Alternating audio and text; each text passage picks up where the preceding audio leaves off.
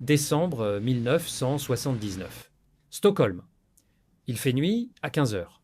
Dans les archives d'une ambassade, un homme s'éteint, loin de son pays, dans une discrétion presque totale. Son nom, colonel Dongo Yemo Mobutu, le frère du maréchal. Vous n'en avez probablement jamais entendu parler. Et ce n'est pas un hasard. Parce que dans l'histoire qu'on raconte sur le mobutisme, il n'y a qu'un seul homme. Un léopard sur une toque, un visage sur les billets de banque, un clan tout-puissant réduit à un seul nom.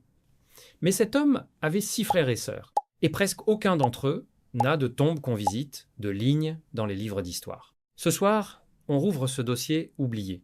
Qui étaient réellement les frères et sœurs de Joseph Désiré Mobutu?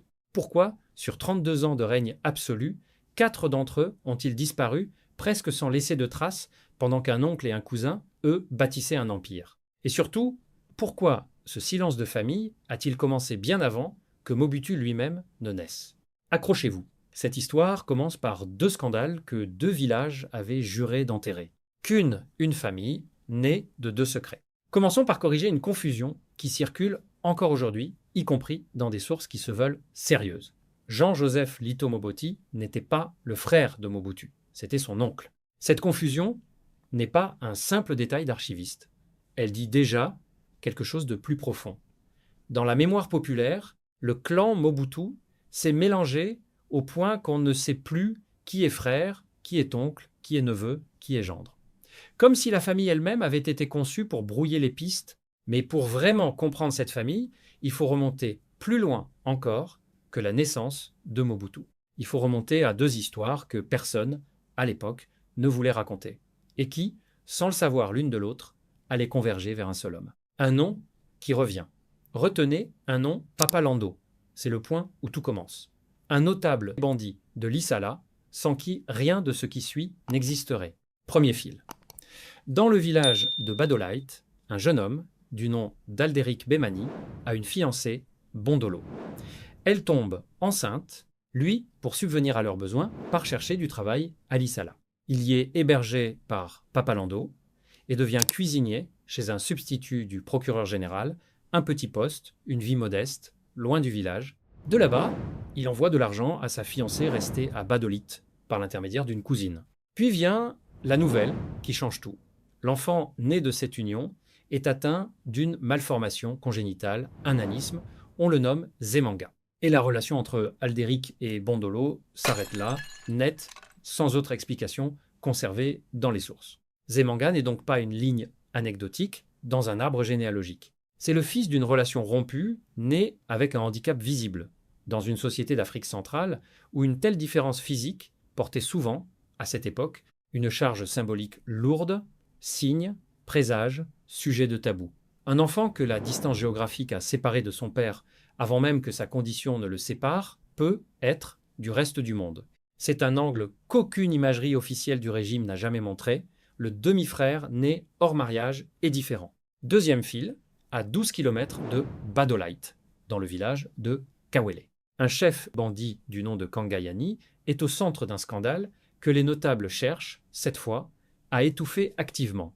Il a eu 2 enfants avec sa propre nièce, une jeune femme nommée Marie-Madeleine Yemo. Une relation jugée transgressive par la coutume locale assez grave pour que les notables du village décident d'éloigner la jeune femme et ses 2 enfants, Movoto et Mungbele Toko Francisca, en les envoyant loin, à Lissala. Un exil qui ressemble, dans sa mécanique, à une punition déguisée en protection. Et c'est cet exil qui l'a conduit, par un pur hasard géographique, chez le même homme qui héberge déjà Bemani Papalando. Les 2 jeunes gens, tous 2 venus de villages où leur naissance avait provoqué un scandale, se rencontrent sous le même toit. Ils tombent amoureux, ils se marient. Sans le scandale de Kawele, sans l'abandon de Badolite, Mobutu ne naît jamais à Lissala. Le futur maréchal du Zaïre, l'homme qui régnera 32 ans sur un pays grand comme l'Europe de l'Ouest, est l'enfant indirect de 2 histoires que 2 familles avaient voulu faire taire. Sur les 6 frères et demi-frères de Mobutu, un seul occupe, de façon vérifiable dans les archives, une fonction d'État, le colonel Dongo Yemo Mobutu, nommé ambassadeur du Zaïre, en Suède. Un poste à des milliers de kilomètres de Kinshasa, dans un pays scandinave, sans lien historique particulier avec le Zaïre. Il y meurt en poste le 20 ou le 22 décembre 1979. Selon les sources, les obsèques ont lieu, sans surprise cette fois, à Badolité. Le grade qui ne disparaît jamais. Remarquez un détail qui, à lui seul, signe tout le régime, même ambassadeur, même en costume diplomatique à Stockholm. Dangoyemo reste colonel, un poste civil, mais un grade militaire accolé en permanence, comme une laisse qu'on ne retire jamais tout à fait. Sous Mobutu, même la diplomatie porte un uniforme. Pourquoi le seul frère à occuper une fonction visible est-il envoyé aussi loin plutôt que gardé à Kinshasa, près du pouvoir, près de la capitale, près de tout ce qui compte? 3 hypothèses circulent dans les rares travaux qui évoquent la question, et il faut être honnête avec vous, aucune n'est démontrable avec les sources actuellement disponibles. Première hypothèse, un éloignement volontaire et calculé pour éviter toute concurrence de proximité avec le pouvoir central. Un frère de sang, contrairement à un oncle ou un cousin, peut en théorie revendiquer une légitimité concurrente, alors autant le tenir loin de Kinshasa. Deuxième hypothèse, plus banale, un poste de complaisance, une récompense familiale sans enjeu réel, sans risque politique, le genre de sinécure dorée qu'on distribue à un frère, qu'on aime bien, mais en qui on n'a pas une confiance totale. Troisième hypothèse, la plus prudente, une simple coïncidence de carrière diplomatique, sans intention particulière derrière Dangoyemo, aurait pu, tout simplement, avoir le profil pour ce poste précis sans qu'aucun calcul familial n'entre en jeu. Ce que l'enquête peut affirmer avec certitude, en revanche, c'est le contraste brutal entre ce frère et le reste du clan. Pendant que l'unique frère de sang visible occupe un poste honorifique et périphérique à des milliers de kilomètres, ce sont l'oncle et le cousin qui tiennent, eux, les leviers réels du pouvoir zaïrois. L'argent d'un côté, la garde rapprochée du président lui-même de l'autre. Et ce contraste ne fait que s'accentuer à mesure qu'on avance dans ce dossier.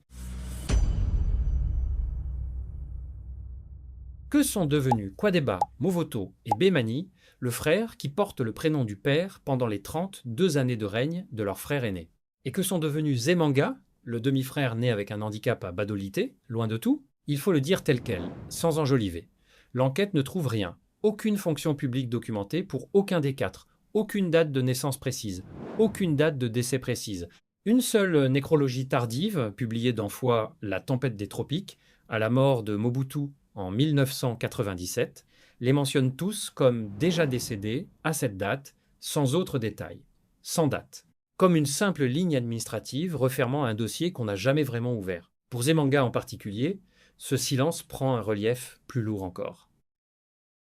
Selon une seule source généalogique en ligne, sans aucun recoupement académique, la demi-sœur Francisca aurait présenté Mobutu à Patrice Lumumba dans les années qui précèdent l'indépendance.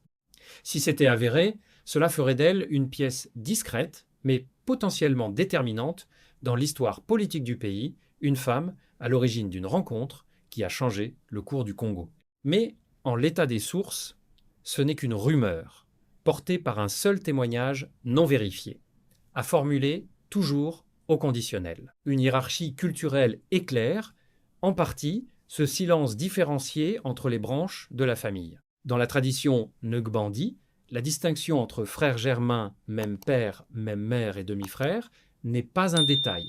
Elle est explicitement nommée et socialement hiérarchisée, au point que les sources généalogiques elles-mêmes prennent toujours soin de préciser ce statut pour chaque frère, comme s'il s'agissait d'une information aussi importante que le prénom.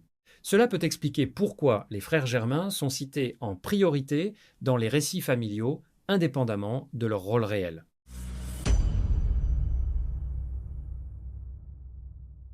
Pourquoi Lito Moboti l'oncle, rappelons-le, pas le frère, plutôt que l'un des frères germains, plus jeune, plus proche par le sang, plus naturellement légitime en apparence? La meilleure explication documentée est aussi la plus prosaïque. Lito avait une formation d'agronome et occupait déjà un poste de cadre avant même l'indépendance de 1960. Une génération plus âgée que Mobutu, déjà testée par la vie professionnelle et administrative. Les frères germains, eux, beaucoup plus jeunes, n'avaient tout simplement pas cette expérience à faire valoir au moment où Mobutu a construit son appareil d'État, dans les années qui suivent 1965. L'acronyme d'un empire, le groupe Lito-Moboti, un sigle GLM, qui, à son sommet, mélange sans complexe les intérêts d'État et les intérêts privés de la famille, de la chaîne du froid alimentaire à l'agro-industrie, en passant par des filiales dont le nom même, aujourd'hui, ne dit plus rien à personne. Mais voici le moment qui doit vous arrêter. Celui qui révèle peut être le plus sur la vraie nature de ce pouvoir familial élargi. En 1981, Lito-Moboti meurt. Et le GLM s'effondre presque immédiatement. Pas une érosion progressive sur des années, un effondrement quasi instantané, ce qui suggère quelque chose d'essentiel. Ce n'était pas une structure durable, transmissible, capable de survivre à son fondateur. C'était un homme, et l'autorité personnelle de cet homme, rien de plus. Retirez l'homme, et il ne reste rien, ni les usines, ni les circuits de distribution, ni l'empire qu'on croyait éternel. Pendant ce temps, à quelques encablures politiques du clan Lito, un autre nom monte en puissance dans l'appareil sécuritaire du régime. Étienne Zimbi, cousin de Mobutu par la branche paternelle, prend la tête de la division spéciale présidentielle, l'unité d'élite chargée, très concrètement, de protéger la vie de Mobutu lui-même, jour et nuit, et un beau-frère, le général Bolozi, mari de la demi-sœur Francisca, se retrouve aux commandes du renseignement militaire, zaïrois les yeux et les oreilles du régime. Faisons le bilan, froidement. L'argent, à l'oncle, la sécurité rapprochée du président, au cousin, le renseignement, au beau-frère. Aucun frère germain dans cette liste. Pas un seul des 3 frères nés du même père et de la même mère que Mobutu n'apparaît dans les postes qui comptent réellement. En 1997, Mobutu meurt en exil à Rabat, chassé du pays qu'il a dirigé pendant 32 ans. Selon la même nécrologie tardive, tous ses frères l'auraient précédé ou rejoint dans la mort seule. La sœur aînée aurait survécu un peu plus longtemps que les autres. Un homme qui a construit sa vie durant un culte de la personnalité entier autour de lui-même, le guide, le léopard, le père de la nation, celui dont le nom seul devait suffire à résumer, tout un pays s'éteint en laissant derrière lui une fratrie presque entièrement invisible. 4 frères, 32 ans de règne absolu, presque aucune trace. Et il faut revenir, pour finir, à ce qu'on a découvert au tout début de cette enquête. Cette invisibilité ne commence pas avec le pouvoir de Mobutu. Elle commence, avant sa propre naissance, avec 2 histoires que 2 familles, à Gebadolité et à Kawele, avaient voulu faire taire. Le silence n'est pas seulement ce que Mobutu a, plus tard, imposé ou laissé s'installer autour de ses frères. C'est peut être, d'abord, ce dans quoi toute cette famille est née un silence hérité, avant d'être un silence choisi. Et pendant que ce silence s'installait, génération après génération, ce n'est pas le sang qui a prospéré au sommet de l'État zaïrois. C'est l'alliance choisie, un oncle aux finances, un cousin à la tête de la garde présidentielle, un beau-frère au renseignement. Ce que les frères de Mobutu nous apprennent, c'est que un pouvoir absolu ne se transmet pas au sang, il se transmet à la loyauté qu'on peut vérifier. Et cette loi, on la retrouve partout, du Zaïre au Gabon, du Togo à la Guinée équatoriale.